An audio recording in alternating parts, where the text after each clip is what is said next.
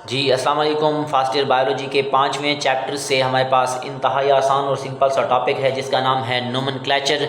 अब नोमेनक्लेचर सबसे पहले हमने इस टॉपिक में देखना है कि नोमेनक्लेचर है क्या, इसकी ज़रूरत क्यों पेश आई, उसके बाद इसकी अहमियत क्या है। तो सबसे पहले हम बात करते हैं कि जो साइंटिफिक नेम, किसी भी स्पीशीज़ को साइंटिफिक नेम या साइंसी नाम देने का तरीक़ाकार जो है उसको हम नाम देते हैं नोमेनक्लेचर का।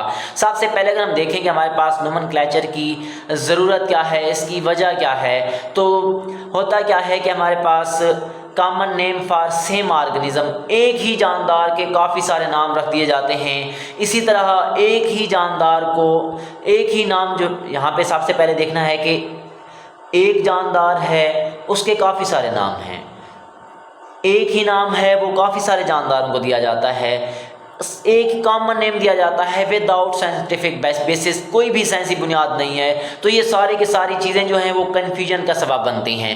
कन्फ्यूजन की वजह से जो है ज़रूरत पड़ी एक सिस्टम की। साइंसदानों ने जो है वो क्या किया था कि साइंसी नाम जानदारों को या स्पीशीज़ को साइंसी नाम देने का एक तरीकाकार पेश किया था, उसको हम नाम देते हैं नोमेनक्लेचर का। सबसे पहले अगर हम बात करें कि हमारे पास जो पुराना वक्त था उसके अंदर लोग क्या करते थे, एक ही पौधे या जानवरों को बहुत सारे नाम देते थे, और ये जो नाम हैं उनके पास there was no system of choosing, कोई भी साइंसी नाम देने का तरीकाकार मौजूद नहीं था।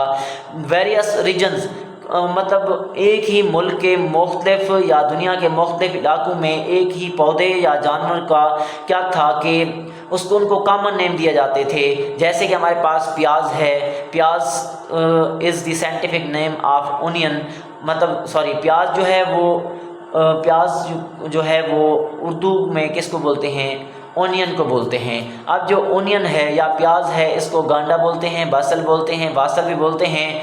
कहाँ पर, पाकिस्तान के मुख्तलिफ इलाकों में एक ही चीज़ थी लेकिन नाम काफ़ी सारे थे। अब जब ये नाम काफ़ी सारे थे तो कन्फ्यूजन का मतलब ये कन्फ्यूजन का सबब बनते थे कि कौन सा नाम जो है वो किस जानदार का है, मिक्सिंग हो जाती थी। इस वजह से जो है किस चीज़ की ज़रूरत पड़ी, नोमेनक्लेचर की। इसी तरह अगर हम बात करें अमलतास, अर्गविल्ट, गुरमेला, गोल्डन शावर, परजिंग, केशिया, ये सारे के सारे एक ही प्लांट को नाम दिए जाते थे। कन्फ्यूजन हो जाती थी कि ये किस पौधे के नाम हैं, इस वजह से भी किस चीज़ की ज़रूरत पड़ी, नोमेनक्लेचर की। इसके बाद अगर हम बात करें कि हमारे पास एक सिंगल नाम जो है काफ़ी सारे पौधों और जानवरों को दिया जाता है जिसकी वजह से कन्फ्यूजन पैदा होती है। जैसे कि हमारे पास एक ऐसा पौधा जिसके पास इस तरह का बेल की तरह के फूल लगते थे उसको हम नाम देते हैं ब्लू बेल का।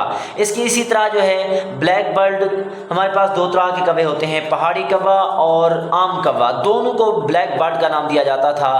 तो इस तरह से जो है पता नहीं चलता था कि ब्लैक बर्ड अगर कोई कह रहा है तो समझ नहीं आती थी कि किस कौवे को पुकारा जा रहा है, मतलब पहाड़ी कौवे का नाम दिया जा रहा है या आम कौवे का। तो कन्फ्यूजन पैदा होती थी जिसकी वजह से जो है नोमेनक्लेचर की ज़रूरत पड़ी। इसी तरह अगर हम बात करें कि हमारे पास कॉमन नेम दिए जाते थे जिनकी कोई भी साइंटिफिक बेसिस नहीं थी। जैसे कि हमारे पास फ़िश जो है, मछली है जो है वो वर्टिब्रेट है, एनिमल है, उसके पास बैकबोन होती है, फिन्स मौजूद होते हैं, गिल्स मौजूद होते हैं। लेकिन silverfish, crayfish, jellyfish, starfish, इनके पास कोई भी डेफिनेट, मतलब कि ये जो डेफिनेट बैकबोन मौजूद नहीं थी, गिल्स मौजूद नहीं है, फिन्स मौजूद नहीं है, लेकिन इनको भी हम फ़िश कहते हैं जिसकी वजह से इनके पास कोई भी साइंटिफिक बेस नहीं है। तो कन्फ्यूजन का सबब बनते थे या सारी की सारी चीज़ें, जिसकी वजह से जो है इन कन्फ्यूजन को ख़त्म करने के लिए जो है जो सिस्टम बनाया गया उसको हमने नाम दिया हुआ है किस चीज़ का, नोमेनक्लेचर का।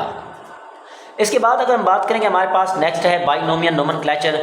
कार्लस लिनियस जो है ये एक स्वीडिश सूडान का बॉटनिस्ट था, उसने जानदारों को साइंसी नाम देने और उनको क्लासिफाई करने का एक सिस्टम पेश किया था। अब उस सिस्टम को हम नाम देते हैं किस चीज़ का, बाइनोमियल नोमेनक्लेचर का। अब इसने जो साइंटिफिक नेम थे वो लैटिन वर्ड से लिए थे। लिनियस ने अपने जो प्लांट्स के नाम की लिस्ट थी वो 1753 में पेश की थी। अब ये जो साइंटिफिक नेम थे वो दो चीज़ों से रिलेट करते हैं, या जानदारों के अंदर कोई भी खसूसियात एक जैसी पाई जाती हैं जिसकी बुनियाद पर साइंसी नाम रख दिए जाते हैं, या वो लोग या वो बंदा जिसने या वो शख्स जिसने ये नाम उस मतलब ये किसी स्पीशीज़ का नाम रखा है उस बंदे के नाम पर ही साइंटिफिक नेम दिए जाते हैं।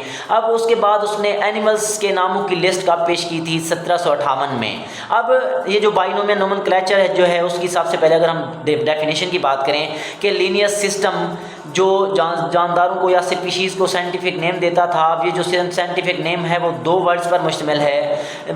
उनमें पहला जो नाम है वो है जेनरिक नेम, हमेशा कैपिटल लेटर से शो करते हैं। दूसरा है स्पीशीज़ नेम जो स्मॉल लेटर से शो करते हैं। इस तरह के सिस्टम को हमने क्या नाम दिया हुआ है, बाइनोमियल नोमेनक्लेचर का। अगर हम इसकी एग्जांपल की बात करें तो हमारे पास ओनियन है, इसका नाम है इलियम कीपा या इलियम सीपा भी कह सकते हैं। Potato Solanum tuberosum, brinjal Solanum melongena, इसी तरह टोमेटो लाइकोपर्सिकम एस्कोलेंटम, एमल्तास जो है कैसिया फिस्टोला, ये सारे के सारे साइंटिफिक नेम हैं। तो इस तरीके से जो है साइंसी नाम दिए जाते हैं। इस सिस्टम को हमने नाम दिया हुआ है किस चीज़ का, नोमेनक्लेचर का या बाइनोमियल नोमेनक्लेचर। आप इजीली जो है इसी तरीके से याद कर सकते हैं। ओके बेटा, अल्लाह हाफिज़।